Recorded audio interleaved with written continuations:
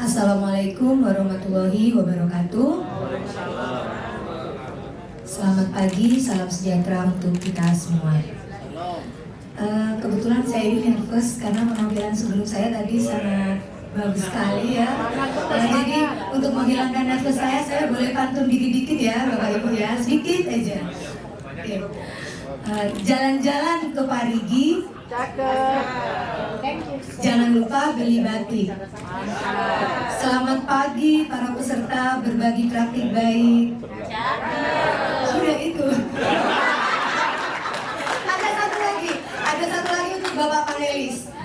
Jalan-jalan ke Maluku, makan kedondong.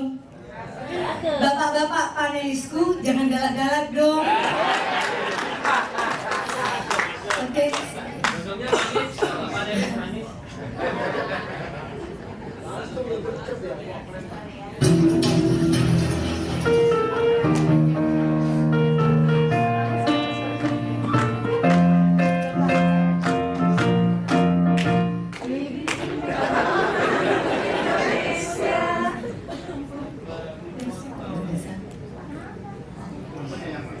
Oke, hari ini saya akan berbagi praktik baik. Sama seperti yang sebelumnya, pembelajaran berdiferensiasi dengan komik digital.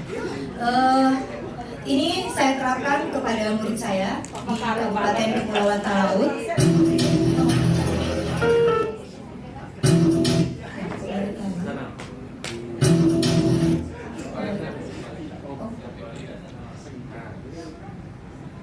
Maklum ya Bapak Ibu dari Talaut. Oke, perkenalan dulu. Ini karena kami pembelajaran nggak pernah pakai gini Bapak Ibu ya, jadi saya baru belajar juga. Next-nya manual biasanya. Jadi nama saya Dian Mega Ida Lestari, saya guru matematika di SMP Negeri 1 Beo, Kabupaten Kepulauan Talaut, Sulawesi Utara.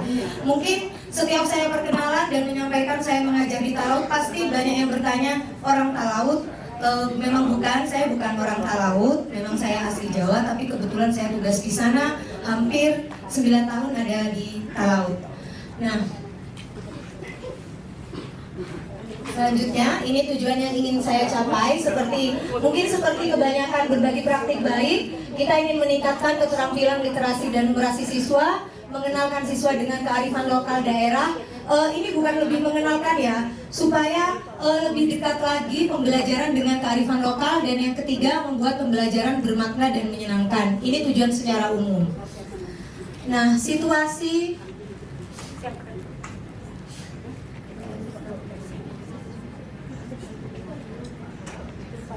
Oke, penjelasannya pakai alur star. Situasinya yang pertama, karena matematika itu sudah terkenal bukan hanya di Talaut, tapi saya yakin di berbagai sekolah matematika itu dianggap sulit dan membosankan.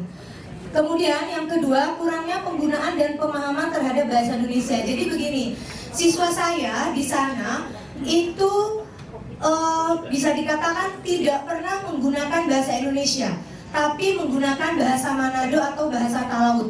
Bukan berarti bahasa Manado atau bahasa Talaut itu jelek, bukan. Tapi dalam konteks pendidikan, karena mereka tidak pernah menggunakan bahasa Indonesia, akhirnya mengerti soal, notabene yang kita sekarang AKM, yang soal cerita, itu mereka susah sekali mengerti. Jangankan soal AKM, gurunya ini ngomong pakai bahasa Indonesia saja, mereka kadang, apa itu Cik maksud? Maksudnya apa? Nah, jadi saya di pembelajaran itu menerapkan anak-anak harus pakai bahasa Indonesia. Bahkan anak-anak sendiri kalau ada temennya yang ngomong pakai bahasa Indonesia, itu diketawain, dianggap aneh. Katanya, kok ngomong pakai bahasa buku gitu. Bahasa buku, orang bilang itu bahasa buku. Jadi bahasa Indonesia di sana itu kayaknya jarang sekali, pokoknya nggak pernah saya anak-anak itu ngomong pakai bahasa Indonesia. Saya suruh saya ngomong pakai bahasa Indonesia, coba pakai bahasa Indonesia yang gaul deh, nggak usah yang baku-baku. Encik jangan, malu tuh orang bukan orang Manado, begitu mereka sampaikannya. Jadi itu tantangan saya, tantangan tersendiri buat saya. Yang kemudian karena penggunaan dan pemahaman terhadap bahasa Indonesia kurang, akhirnya keterampilan literasi dan numerasi mereka juga rendah. Kemudian perbedaan gaya belajar dan minat siswa itu secara umum, kenapa saya akhirnya pakai pembelajaran berdiferensiasi. Yang keempat, perkembangan teknologi. Jadi memang benar teknologi sekarang berkembang, apalagi saya yakin kalau sudah di kota-kota itu teknologi luar biasa. Tapi bagi kami itu sesuatu hal yang baru.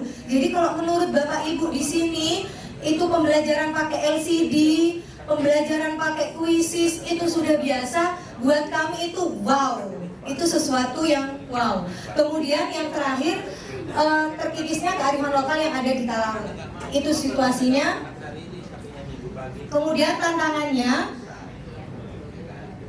saya pakai komik digital. Jadi waktu pertemuan in service IG yang terakhir, kita dikenalkan sama Canva. Memang sebelumnya sudah kenal Canva, tapi dari pertemuan itu saya jadi punya ide, gimana nih ya pembelajaran kalau saya pakai komik digital. Tapi nanti komik digital saya cuma mungkin menurut Bapak Ibu biasa aja ya, tapi saya coba buat supaya bisa menarik untuk anak-anak. Yang kedua, mengaitkan percakapan dalam komik dengan kearifan lokal daerah. Yang ketiga, siswa tidak terbiasa menggunakan bahasa Indonesia, itu tantangan juga. Siswa tidak terbiasa mengerjakan soal-soal hot. Yang terakhir ini, kondisi listrik dan sinyal yang tiba-tiba hilang. Jadi kadang saya sudah semangat 45 dari rumah, mau ngajar, sudah siap nih semuanya. LCD, saya di sekolah itu LCD cuma ada satu. Jadi gantian sama guru-guru. Terus mau pakai juga harus pakai kabel ini dan itu. Dan ketika sudah LCD di depan kelas, itu biasanya langsung mati lampu, otomatis sinyal juga hilang. Itu secara otomatis jadi tantangan buat saya juga.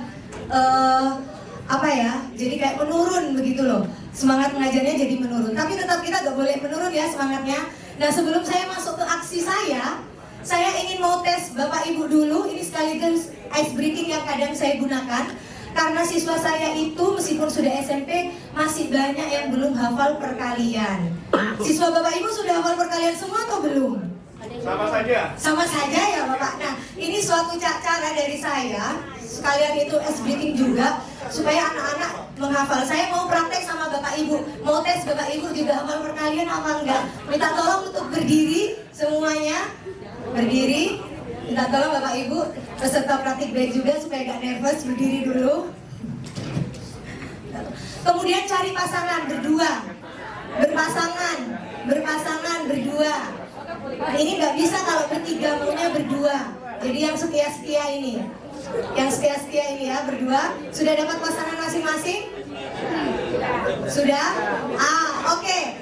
Jadi masing-masing orang menentukan siapa yang jadi ganjil, siapa yang jadi genap. Oke. Satu orang menentukan dirinya, saya ganjil atau saya genap, silakan. Kemudian kita akan fokus ke perkalian 8 ya. Hari ini kita fokus ke perkalian 8. Silakan Bapak Ibu ingat-ingat perkalian 8 itu hasilnya berapa aja. Sudah nemu pasangan ya Bapak Ibu ya? Nah, jadi permainannya begini.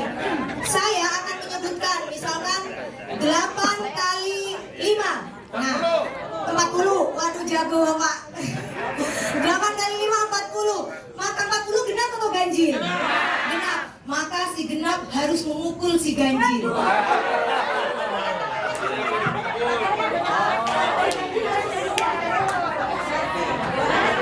Bisa? Kita tes dulu. Kita tes dulu ya. Tadi misalkan silakan berpasangan Bapak berhadapan-hadapan.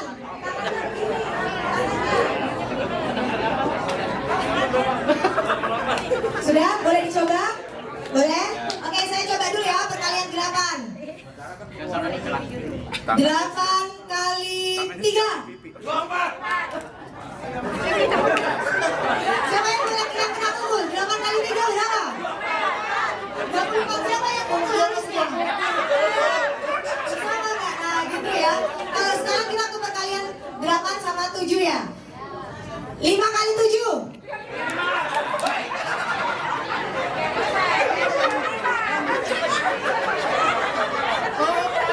Oke, boleh ya. Terima kasih Bapak Ibu, silakan duduk. Jadi itu saya untuk perkalian. Biasanya saya begitu di awal pembelajaran itu saya selalu mengingatkan tentang perkalian dengan berbagai metode yang berbeda. Kalau tadi seperti itu tadi, perkalian itu bisa bisa, sorry maaf bukan fokus perkalian 8 tapi semua perkalian 1 sampai 10. Nah lanjut.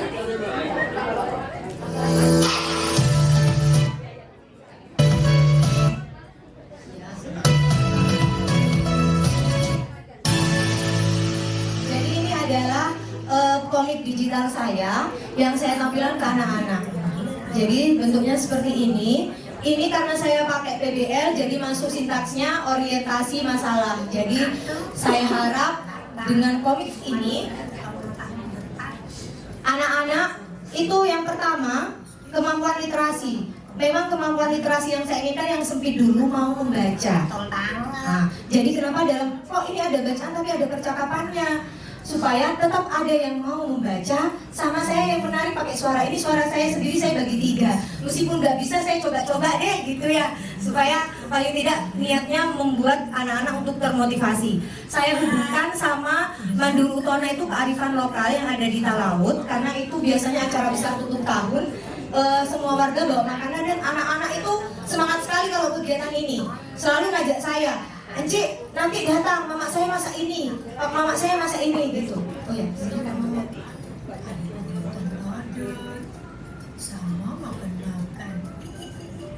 terkait dengan kearifan lokal tadi, ya. terkait kan kendalanya di bahasa tadi. Iya. Terus komiknya ini menggunakan Bahasa Indonesia yang gaul, Bapak, kita bilangnya gitu. Bahasa Indonesia. di sananya anak-anak. Nah, itulah kenapa saya pakai bahasa Indonesia, supaya mereka terbiasa. Setelah saya putarkan komik ini, saya tanya, maksudnya komik ini apa? Kamu tahu nggak jalan ceritanya? Begitu maksud saya. Ya, karena di sana pakai bahasa Manado. Aduh, mereka gini aja, menurut kita ini kan ringan ya, bahasanya ringan kan. Tapi mereka tuh kadang nggak paham. Ada beberapa yang saya tanya, apa itu maksudnya komik? Antara ada yang mungkin nggak perhatikan, ada yang memang perhatikan. Enci itu maksudnya bahasanya gimana? Apa yang mereka sampaikan kadang nggak sesuai yang saya mau. Jadi Ya, yang ini bisa tujuannya.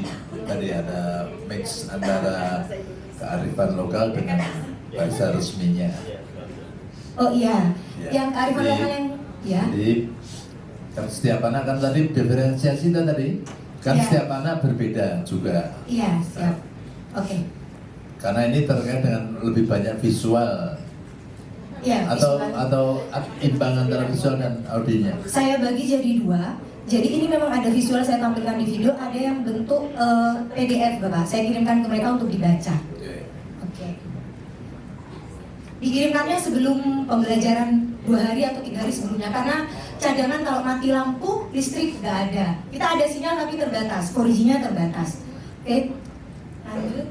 Ini mungkin di dalamnya ada percakapan yang di sini menyangkutkan, saya masukkan materi rata-ratanya dengan kearifannya di sini. Jadi saya harap dari sini anak-anak jadi ada pertanyaan, kan di belakang percakapan ini ada pertanyaan.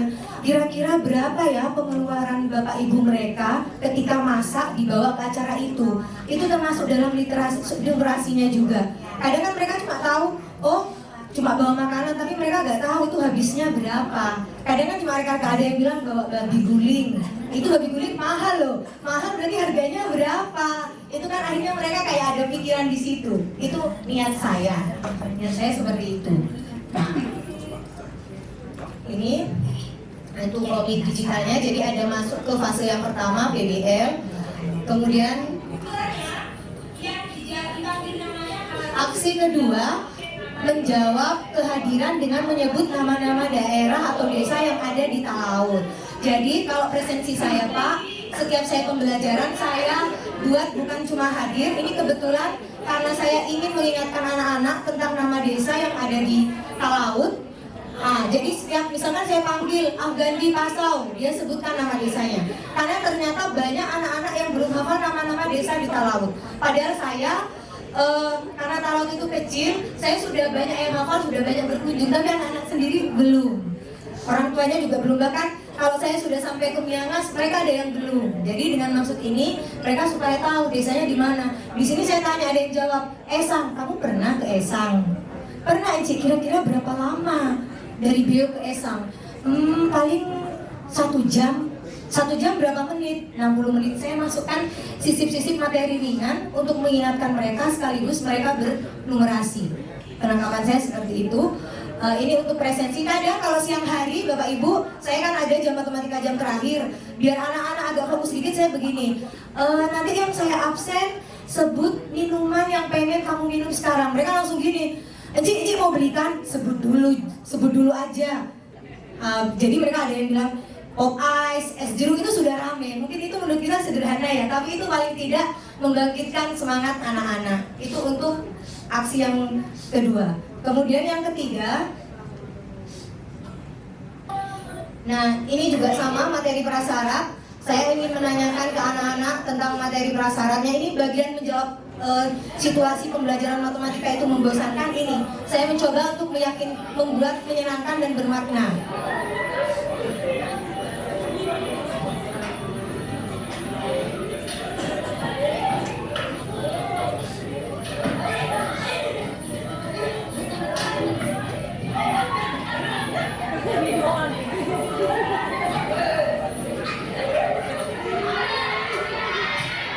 Oke, Bu Mega.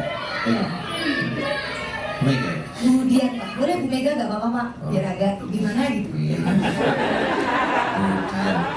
kalau saya nonton di video Anda itu anak-anaknya istilahnya standar ya, sama dengan anak-anak dimanapun. Tapi kalau menurut penuturan Bu Dian tadi, kok capaian belajarnya agak jauh gitu ya rasanya. Iya memang. Kalau bukan yang jauh gimana, jadi kalau bilang jauh jadi kesannya gimana ya Pak? Memang ya, saya akui untuk perkalian sebagian besar di sekolah saya ya. Tapi saya juga pernah tanya ke beberapa teman di sekolah yang lain, untuk usia SMP itu masih ada yang belum hafal. Bahkan lebih 50% lah bisa kita katakan begitu. Juga itu tantangan buat saya, karena saya yang mungkin kalau saya kan orang Jawa ya Bapak ya.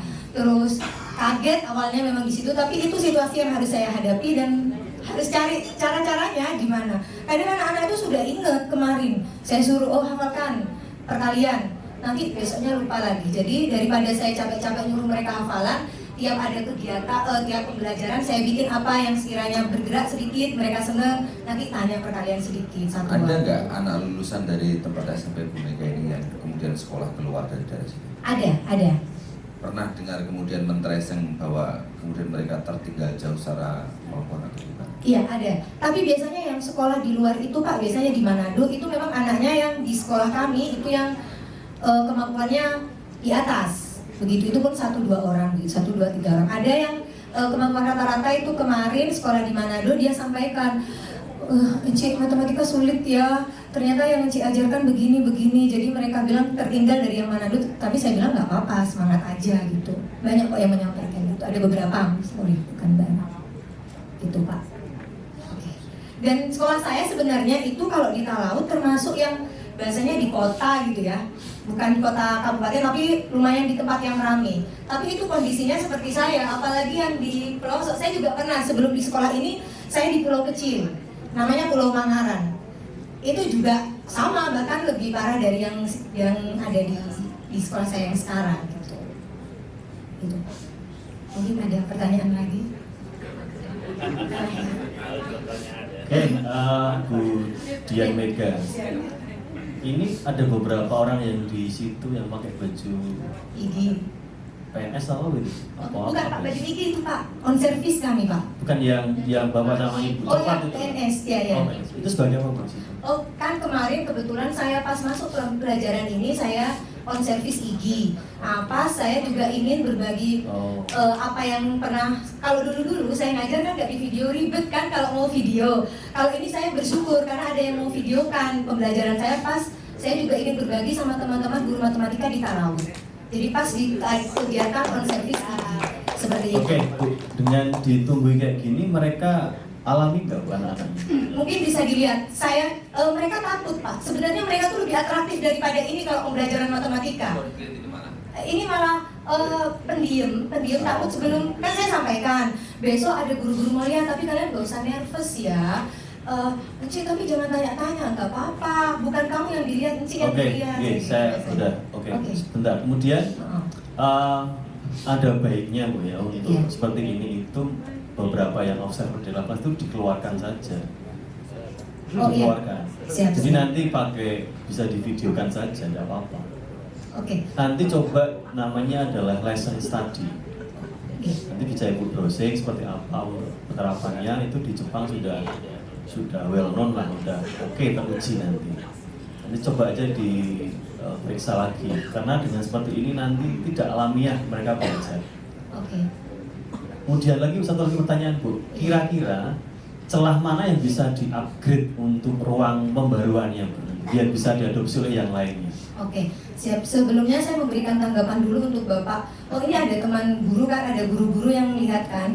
Ketika proses pembelajaran yang seperti mengerjakan LKPD dan lain yang butuh konsentrasi, saya minta tolong beliau-beliau untuk keluar. Jadi yang mau video saja yang ada di dalam. Ini khusus untuk pembukaan karena memang praktek seperti ini sangat jarang ditemui di Talaut. Jadi saya ini menunjukkan langsung berupaya. Kalau saya lihat sih anak-anak memang agak dodet. Waktu itu ada Bu Fafa, waktu itu dari ID yang datang. Tapi alhamdulillah anak-anak masih mau mengeluarkan kemampuan mereka. Cuma pas di intinya waktu yang butuh konsentrasi saya minta tolong keluar. Karena memang saya penjelasan materi waktu itu. Mereka mengajarkan materi. Kemudian untuk pembaruannya ya Bapak ya. Pembaruannya ya Bapak. Oke, saya pembelajaran diferensiasi di sini saya pakai fokusnya ke konten sama ke produk. Kontennya apa? Mereka kan biasanya kita kalau belajar itu di buku, Kemendikbud itu. Jujur buku yang ada itu susah dipahami sama anak-anak. Jadi saya bikin video, saya upload di YouTube saya sendiri tentang materi ini. Saya bagikan linknya ke mereka. 2 hari sebelumnya seperti biasa saya berikan supaya mereka belajar. Terus ada lagi dalam bentuk saya jadikan e-modul gitu, PDF supaya mereka belajar juga di sekolah. Saya juga ingin mengajarkan ke anak-anak kalau manfaatnya HP itu nggak cuma kamu buat TikTokan loh, ini buat belajar bisa YouTube. Otomatis video di YouTube-nya saya durasinya agak panjang karena biar nggak bosen, paling 10 menit. Kemudian produk. Untuk produk presentasi, saya memberikan pilihan ke mereka. Kamu mau presentasi langsung, apa mau presentasi pakai cara lain, atau mau bikin video? Karena anak-anak sekarang lagi ini ya, in-innya video. Tapi sebenarnya saya awalnya underestimate gitu ya bahasanya. Bisa nggak ya anak-anak saya bikin kayak gitu? Kayaknya enggak deh. Tapi saya coba aja gitu kan, saya coba aja. Ternyata ada 2 kelompok. Nanti saya mau bikin video katanya, boleh toh jelek-jelek gak apa-apa. Jadi mereka presentasi, ada yang baca presentasinya, yang kedua pakai video presentasi, ada hasilnya nanti mungkin bisa disampaikan. Itu sih pembaruan saya. Oke, statementnya Bu, closing statementnya? Oke, closing statementnya. Kalau Ki Hajar Dewantara punya pemikiran pendidikan sendiri, saya juga boleh punya pemikiran pendidikan menurut saya ya Bapak. Mendidik itu bukan untuk membuat mereka pintar, tapi mendidik itu adalah membuat mereka yakin dengan kepala tegak menghadapi dunia bahwa mereka bisa menggapai mimpi-mimpi dan cita-cita mereka serta mereka bisa menghadapi segala tantangan hidup di dunia ini. Terima kasih. Wassalamualaikum warahmatullahi wabarakatuh. Waalaikumsalam. Ibu, Bu Mega, nggak sambil turun nggak apa.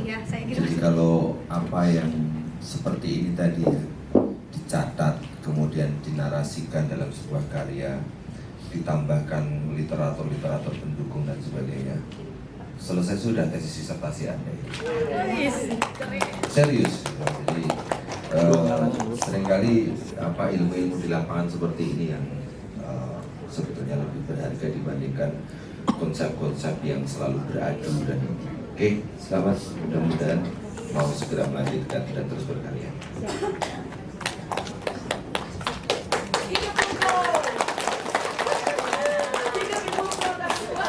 Sekali lagi berikan aplaus yang luar biasa untuk Ibu.